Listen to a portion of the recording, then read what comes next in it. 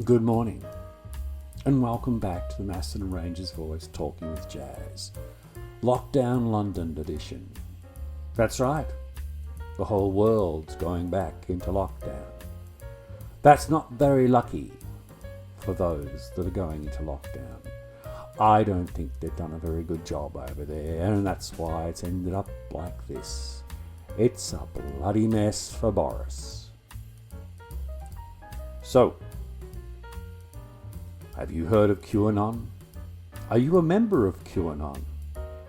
And what is QAnon? Well, you probably need to look it up yourself, but let me try and give you a brief summary, at least as far as I understand it. QAnon is a series of conspiracy theories.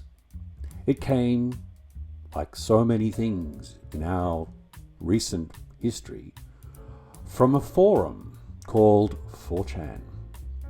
Now 4chan is just a little bit like the Macedon Ranger's Voice on steroids. Some of them are not strange at all, but the interesting thing about them is they tend to derive lots of fun by cracking pranks on people at a global level. I tend to just stick to one-to-one and a little bit with you guys because it's just fun, right? So they are these international pranksters, and they've done some funny things in the past, and they're sort of culturally a combination of incels. Now that's another entire episode. Incels stands for involuntary celibates or something like that. They're really crazy. Then there's the neckbeards, the gamers, the programmers, the hackers, the crackers, and they're all part of this forum, which is an internet forum for those who don't know, a little bit like a precursor to Facebook, but it's private and it's anonymous, and what you write gets destroyed after a short amount of time. So they have these long, crazy conversations, and they get down all sorts of rabbit holes. And one of the little pranks that they've come up with is to stooge an entire generation of people about this thing called QAnon. And they are laughing like hell, I can tell you right now.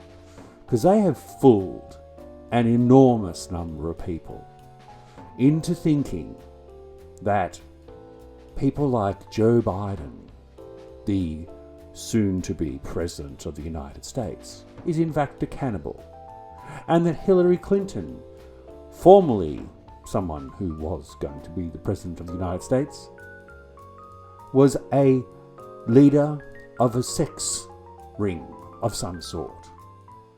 Now, it's incredibly unrealistic, but that doesn't matter, because people gobble this stuff up, and they love it, and it's gone viral, as they say. And so many people believe in this insane collection of conspiracies that it's even come to Australia.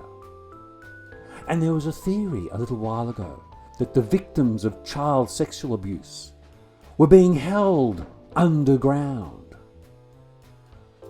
And somehow hundreds of thousands of them were being locked in caves or sewers or something, I don't know.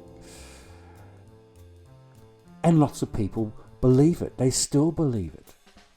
I mean, it's just not credible. There is no evidence.